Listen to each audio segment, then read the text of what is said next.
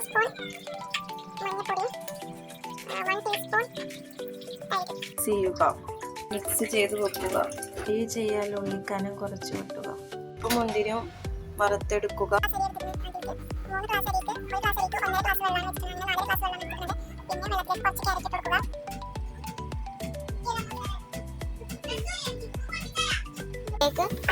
ആവശ്യത്തിന് ഉപ്പിടുക. 2 ടീസ്പൂൺ നെയ്യ് ഇടുക.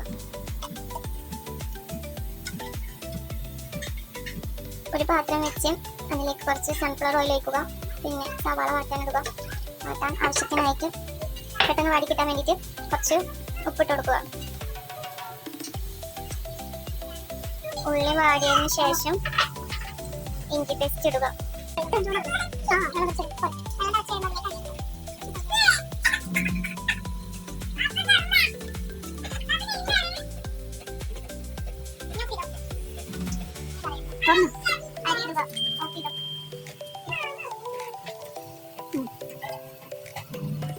ഒന്ന് കുക്കാന് ശേഷം പിന്നെ തക്കാളി ഇടുക, സ്പൈസസ് ഇടുക.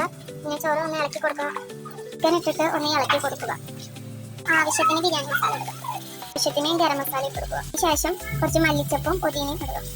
ശേഷം 1 ടീസ്പൂണ് കേട് ഇടുക. 10 മിനിറ്റ് വേവിക്കാൻ വേണ്ടി വെക്കുക. നല്ല കുക്കായി വന്നിട്ടുണ്ട്. വല്ലാണ്ട് അങ്ങനെ കുക്ക് ചെയ്തെടുക്കല്ല, ഒരു 3/4 വേവായിട്ട് വെച്ചെടുക്കുക. ഇപ്പോൾ ഓൾമോസ്റ്റ് എല്ലാം സെറ്റായി വന്നിട്ടുണ്ട് കേട്ടോ. സ്മെല്ലൊക്കെ വരുന്നുണ്ട് കേട്ടോ. നല്ല സെറ്റായിട്ട് വന്നിട്ടുണ്ട് മസാല. അതുപോലെ തന്നെ എണ്ണത്തിൽ നമ്മൾ പുറത്ത് ഇതായിട്ട് നോക്കാം. ചോറ് ഇവിടെ വന്നിട്ടുണ്ട്, കറക്റ്റായിട്ടുണ്ട്. ഇനി നമുക്ക് ദമ്മിടാൻ നോക്കാം. ഇതിലേക്ക് ദമ്മിടാം. എന്നിട്ട് നമുക്ക് പൊരിച്ച ഉള്ളിയും അണ്ടിപ്പരിപ്പൊക്കെ കണ്ടിലേക്ക് ഗാർണിഷ് ചെയ്യുകയൊക്കെ ചെയ്താൽ സെറ്റായി. കുറച്ചത് തുളിക്കാം. അങ്ങനെ എന്ത് ചെയ്യാം, ചോറ് ഇതിന് മേലെ ചോറ് മുക്ക വേവാൻ പാടുള്ളൂ. ബാക്കി വേവ് ഇതിൽ കിടന്നിട്ടാണ് വേണ്ടത്. ഇതിലേക്ക് കുറച്ചെടുത്ത് ഇങ്ങനെ തട്ടി കൊടുക്കാം. തട്ടി കൊടുത്ത് സെറ്റാക്കിയിട്ട് അതിന് മേലെ കുറച്ച് പൊരിച്ചുള്ളി, അണ്ടിപ്പരിപ്പ്, മുന്തിരിയൊക്കെ ഇട്ട് കൊടുക്കുക. അതിനുശേഷം കുറച്ച് മല്ലിയിലും പുതിനയിലും ഇട്ട് കൊടുക്കുക. പിന്നെ ഇതിന് വേണ്ടിയിട്ട് കുറച്ച് 1 ടീസ്പൂണ് നെയ്യും ഇട്ട് കൊടുക്കുക. 10 മിനിറ്റ് ദമ്മിലിടുക അലുമിനിയം ഫോയിൽ ഇട്ടിട്ട്. അല്ലെങ്കിൽ നിങ്ങൾക്ക് അലുമിനിയം ഫോയിൽ ഇല്ലെങ്കിൽ മൈദ വെച്ചിട്ട് ഒട്ടിച്ചാലും കുഴപ്പമില്ല കേട്ടോ.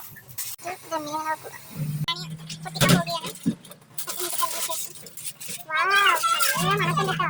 ഇതൊന്ന് മിക്സ് ചെയ്ത് കൊടുക്കാം. മിക്സ് ചെയ്തിട്ട് ഇപ്പോൾ ഇതാണ് ഇതിൻ്റെത്. നല്ല ചിക്കനൊക്കെ നല്ല കുക്കായിട്ടുണ്ട്, നല്ല സോഫ്റ്റ് ആൻഡ് ടേസ്റ്റി ആയിട്ടുണ്ട്. നമ്മൾ ബിരിയാണി കേട്ടോ, നല്ല അടിപൊളി ബിരിയാണിയാണ്.